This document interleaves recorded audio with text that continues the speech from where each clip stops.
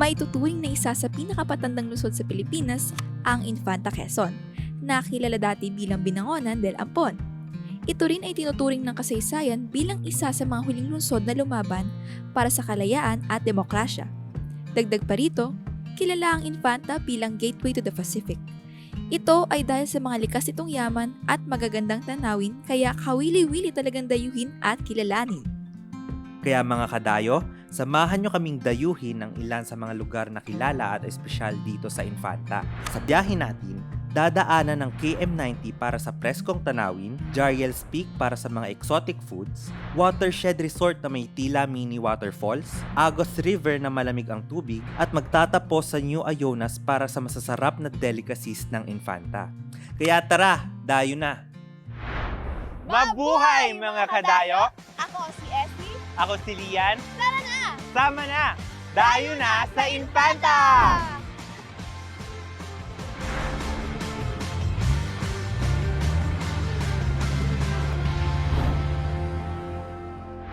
Sa KM90 Little Baguio, sasalubong ang preskong hangin at luntiang kabundukan, tanawing nakakakalma sa bawat sandali. Tahimik, malamig at perfect for slow escape, kung saan bawat hinto ay may dalang pahinga at bawat tanaw ay sulit ang biyahe. Sulit na sulit sa biyaheng 3 to 4 hours mula Maynila. So for our first stop, nandito tayo ngayon sa KM90 Little Baguio. Pero napakalayo ng lugar na to, Lian, ah. Bakit nga kaya to dinadayo? Tara, alamin natin. Hi, good morning. I'm Jeff. I'm the manager of the KM90 Eco Park and Resort. Dito ka magkakaroon ng pagkakataon na makapag-unwind ka, matanggal yung stress mo kasi sobrang layo sa pollution, sa mga traffic. At the same time, kahit nasabihin mong yung lugar na to very remote, makukuha mo pa rin yung mga gusto mong puntahan kasi mas marami pang places na pwedeng puntahan aside from KM90, pero ito yung pinaka-pinapupuntahan nila. Sobrang daming pwedeng puntahan sa unahan, pero ito yung dinadayo. Ito yung dinadayo kasi sobrang ganda ng view. Hindi mo mabibili sa Metro Manila, pero dito sobrang pag na-view mo, marirealize mo na meron palang ganitong kagandang lugar na sa ibang lugar kung pupunta ka, sobrang mahal. Pero ito, at 50 pesos pag nag-entrance ka, makikita mo na lahat. Merong pool, meron kaming trekking dyan, pwede kayong umakyat, pupunta kayo doon sa peak. Pagdating mo sa peak, syempre iba yung feeling pag nando ka sa taas. And then yung nature, tapos makikita mo pa yung ibang view from the top. Tapos pag umikot-ikot ka, marami ka makikita mga iba't ibang klase ng mga puno na hindi mo makikita sa ibang lugar. I'm inviting everyone na kung pupunta kayo dito, siguraduhin nyo na huwag kayo nagmamadali. Kasi talagang ang dami nyo pang dapat ma-experience dito. Tsaka yung place na to, napakaganda talaga. Libutin nyo muna yung buong area bago kayo umuwi. Kasi yung iba kasi mga nagmamadali. Take your time pagka pumunta kayo dito. Tapos sama nyo yung pamilya nyo, yung mga kaibigan nyo. Kumbaga, one of the most best experience mangyayari sa buhay nyo. Ngayong malibot na natin to, Lian, alam ko na bakit dinadayo tong lugar na to. Yeah, tama ka dyan. Kaya pag feeling mo gusto mo ng medyo Baguio feels, tas medyo sa south ka, so perfect to kasi mararamdaman mo din yung hampas ng lamig. Sobrang laki niya talaga. As in, ang daming attraction, ang daming pwedeng pagpicturan. And may trekking pa. Ayun. Diba? Sobrang mapagod ka na lang talaga. Kumbaga, nalibot na natin to pero parang, ay, ang laki pa pala. Parang ganun. Balita ko, may kainan dito na malapit na may Ayun. exotic food. Ayun. So, tara na, dayuhin na natin yan kasi medyo naglalaway ka na ata. Tara!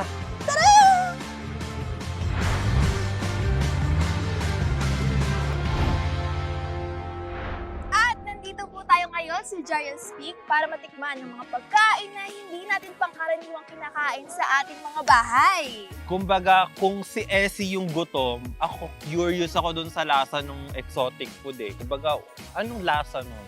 Yes! Kaya nga, ngayon, tatanungin natin, bakit nga ba kadayo-dayo tong Giant's Peak? Kaya tara!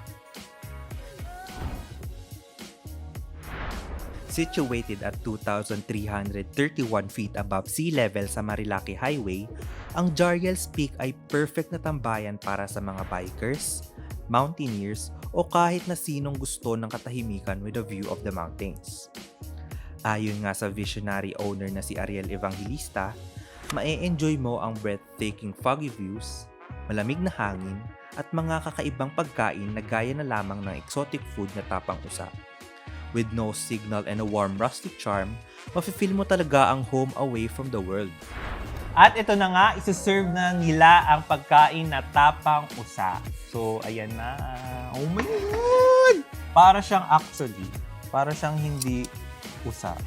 Mukha lang siyang regular na ano. Hindi mo siya madidistinguish na ano siya, na parang usa siya, gano'n. Parang lang siyang regular tapa, regular meat, gano'n. Yeah. So, first time mo ba to, Lian? Oo, first time ko makakain ng uso. Ako din, first time ko. So, we're giving you raw reactions. Wow, over Kaya, naman sa Rory. Eto Okay, na, let's tikman go. na natin. Pa tayo ng one cheese. So, may taba pa siya. Baga. Cheers!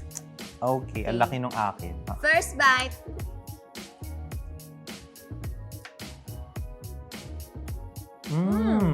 Para lang siyang regular na karne, pero may lasa siyang may something. May parang smoky feeling. Uy! Okay naman yung smoky feeling. Totoo, parang may ano siya. May something talaga siya, like if i-compare mo siya sa regular meat. May sipa siyang lasang kakaiba. Parang siyang ihaw-ihaw kasi may smoky na lasa siya. Pero in fairness, hindi ko in-expect na ganito pala yung lasa ng Masarap tapang siya. usa.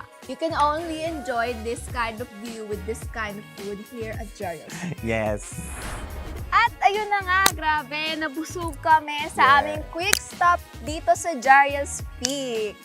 At saka sobrang sarap nung tapang usa eh. Kumbaga napatikim din namin siya sa prod namin. Yes, kumbaga ano yun eh, quick stop pero sobrang na 100% battery charge na agad Yun. kami. Kaya kung pupunta kayo sa Infanta, make sure to stop by here sa Jario's Peak. Ayan. At dahil kami ay punong-puno ng energy, we are now ready to be one with nature. Ayun, one with nature. Kumbaga, hindi pa ba one with nature to? Pero Hindi sige, pa. go!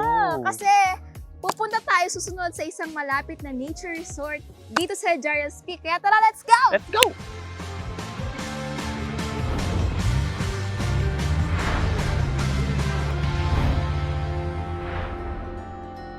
Dito sa Watershed Mountain Resort, matatagpuan mo ang refreshing mini waterfalls at natural spring water pools na perfect para sa quick dip or chill nature vibes.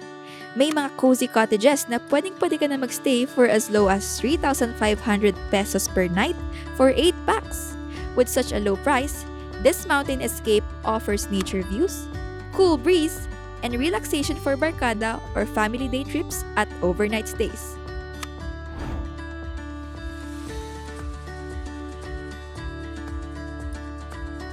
Matapos mag-refill ng energy sa Jario's Peak, perfect naman pag-stayan at explore kong resort na may mini waterfalls at spring water pools. Wait!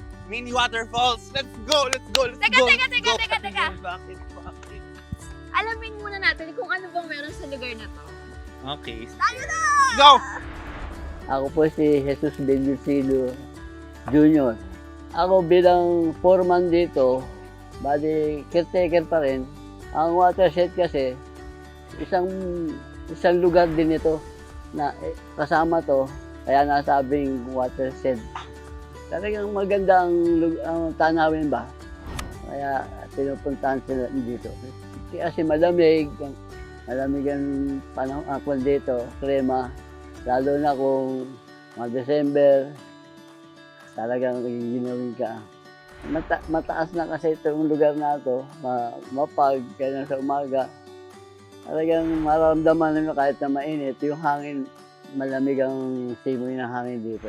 Ngayong natikman na natin ang mga masasarap na pagkain dito sa Infanta, pero hindi lang tayong basta-basta kakain, kundi paglalabanan din natin kung gaano karami o kasarap yung mga mabibili natin for tomorrow. Tama ka dyan. Dahil ang budget natin para sa pagkain for tomorrow ay nakasalalay sa game na to. Ayun, yes. And that game is called Dayo or Daya. Yes, simple lang naman ang mechanics ng game. So para lang tong fact or bluff. Pero ang fact ay dayo. And ang bluff ay daya. Yes. So tatanungin kami ng mga questions ni Direk about sa Infanta at sasagutin namin ng dayo or daya. Pero may mga forbidden word or actions kaming ibibigay sa isa't isa. So, kung ano man yung ibigay ko sa'yo at nagawa mo, papahiran ka ng arena sa mukha. Yes. At ang budget naman namin for tomorrow ay per point system. So, bubunot kami dito ng amount. At yung amount na yon is yun yung magiging katumbas ng makukuha naming allowance per point. Yes. Yes. Kaya kung gusto naming manalo, dapat makasagot kami ng tama. We need to win, bro. Yes, yes. Go. Let's bring it on, guys. Okay, bubunot na tayo ng amount. Masama topic. Okay, ikaw. Ako. Lian, dapat Sana 50. Sana Tapos- mataas yan, Lian. Para tapos sa ako ating yung hindi dalawa din nakasagot. yan. Oh my God! I manifest it! Oh my God! 50 pesos. Ang galing ko. Yan ang gusto ko sa'yo, Lian. So, every point na makukuha namin is equivalent to additional 50 pesos. Yes, that's right. Kaya ngayon, Lian, let's get your goggles on. Essie! Daya! Okay, next question. Sinabi niya yan, kilala ako dati bilang binangonan de Lampon. Dayo or Daya? Diyan! Iyan. Daya! What? Essie! Dayo! Okay. Next question. Sinabi niya yan, kilala ako bilang Diyan! Dayo or Daya? Dayo! Ano ba yun? Ah! Daya! Wala na akong makita. I feel so blurry. Pwede niya yan. Isa ako sa largest producers na lampan ng Sakeno. Dayo or Daya? Diyan! Iyan. Dayo! Yes, may 1.50 pesos. Next question. Grabe ang labo ah. Diet festival ang pinili mo sa gusto mo. Dayo or Daya? Essie! Daya! Ano ba yan? Ano yan? Ano yan? Ano yan? Sinala? Essie! Essie! Daya! Reason 4A to, di ba? Ah! Wala na akong... Lian! Dayo. Yes. Wala na akong makita, guys. Sinabi niya yan, mayroon kami 30 barangays. Dayo or Daya? Essie! Daya! Yes! Lian! Dayo! Sinabi niya yan, ay tatanong ko ng 8 to 25, 15, 96. Dayo or Daya? Lian! Dayo. Order of question. Oh my God. Sinabi niya yan, maraming musikan sa YouTube ko. Dayo or Daya? Essie! Dayo? Okay, Lian, Daya. So, dito na nagtatapos ang aming game na Dayo or Daya. At ang nanalo ay... Parehas kami. Yes! So, walang winners, no losers. We're both tied. Good game. Well Yes. played. At alam nyo, tamang-tama din na nasa tabi natin puro tubig, may pool dito. Mukha So, akong panda. babalawan na namin tong panda face namin. Yes! Yes! Magsiswimming na kami, guys! Woo! And this is it for day 1. See you again on day 2. What's up ulit mga kadayo? It's day 2, which means it's a brand new Adventure, and kitang-kita naman sa suot namin ni Essie, ready na kami sa pupuntahan naming bagong place. Yes, dahil lang pupuntahan natin ng isa ulit sa mga tourist spots dito sa Infanta na kasama pa sa historical origin ng lugar na to. Kaya ano pang hinihintay natin? Let's go!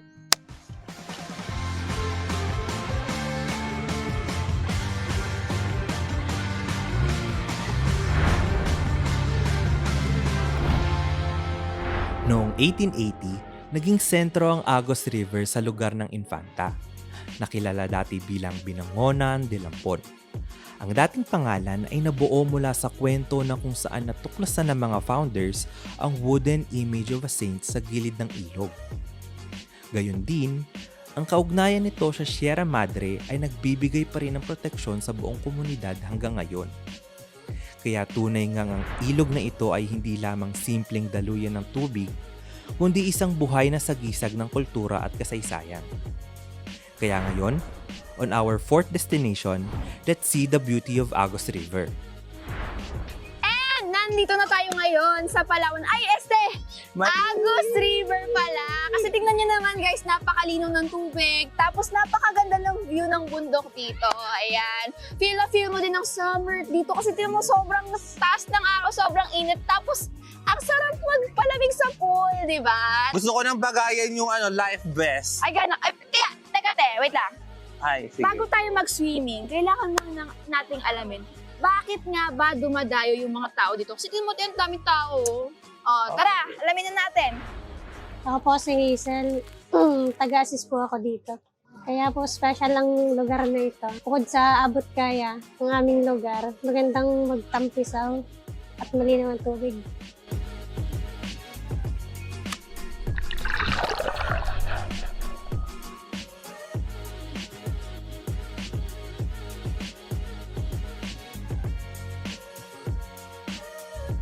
Sa mga gustong bumisita sa amin, kung gusto nyo ng abot kayang pagre-relax at mahilig sa nature trip, arat na!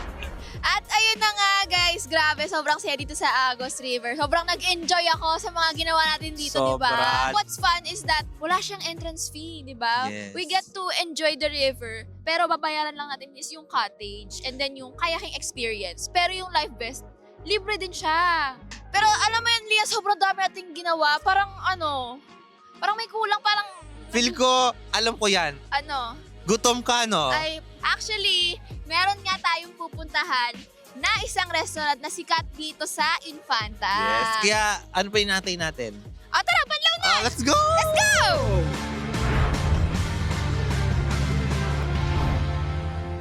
Nagsimula pa noong 1977, ang New Iona's Refreshment Parlor ang isa sa pinakamatagal at beloved food spot sa Infanta, Quezon. Dahil ito ang paboritong lugar ng mga lokal at biyahero para magsalo-salo for breakfast or lunch.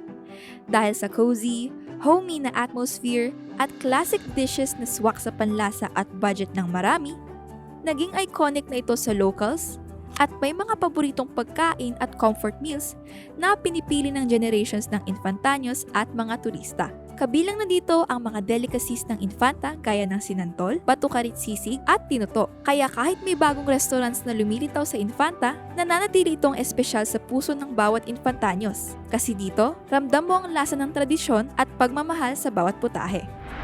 And we're finally done with our last spot dito sa trip natin sa Infanta, which is this restaurant. Surely, masarap at manatakam ka talaga sa mga pagkain nila dito. Lalo na, yung mga sinaserve nila dito is mga local delicacies ng Infanta. Yes. At gaya nga ng sinasabi nila, hindi ka pa daw nakakapunta sa Infanta kung hindi ka pa nakakakain dito. Kaya tara na!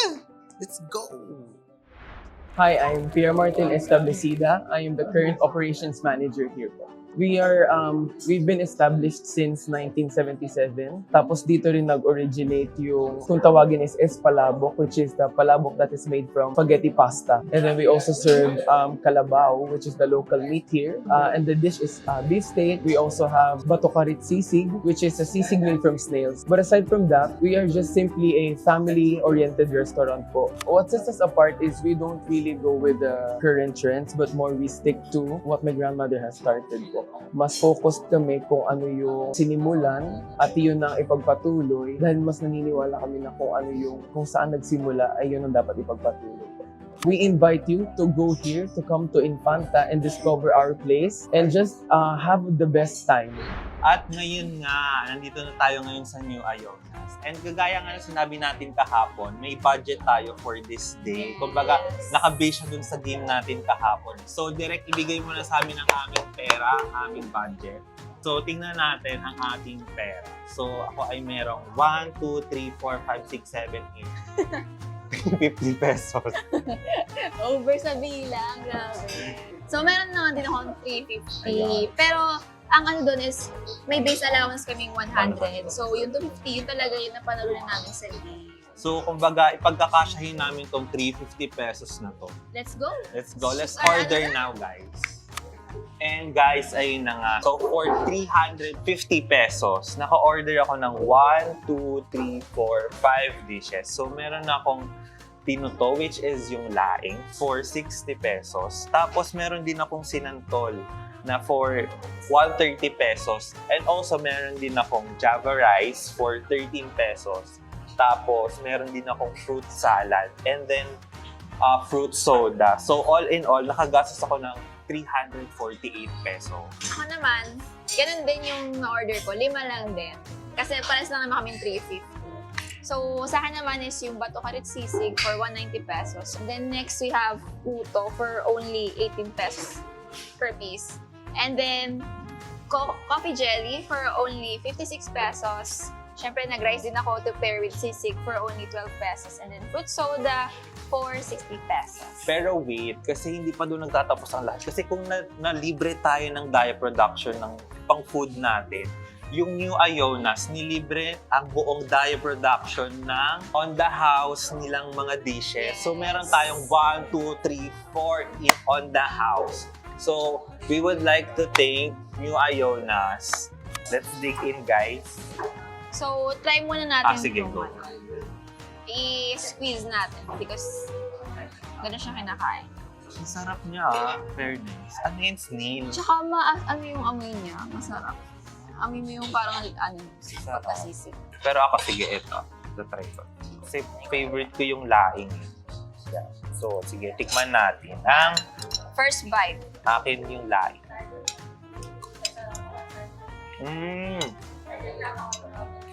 Excited naman na try ko ang bato crispy. First bite. Chewy yung snail. First time ko kumain ng snails, niyanamnan ko siya. Iba yung texture niya. Kasi nga chewy siya. Diba? Gets ko na yung sinasabi na chewy siya. Hindi mo siya maaano na suso siya. Ang sarap. Try din natin to. Try natin yung sinantol. First bite.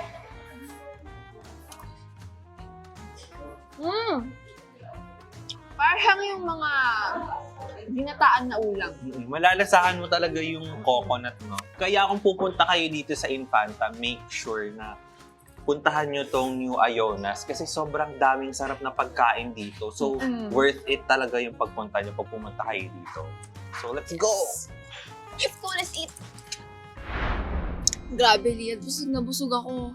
Ang dami nating kinain. Lalo may mga nilibre pa yung New Ionas sa atin, Yes. di ba? Kaya guys, kung pupunta kayo sa Infanta, make sure isama nyo to sa itinerary nyo kasi hindi nyo pagsisisihan. Tamang-tama din talaga na yun yung last stop natin for our trip. Kasi kumbaga, natikman natin yung delicacies dito sa Infante.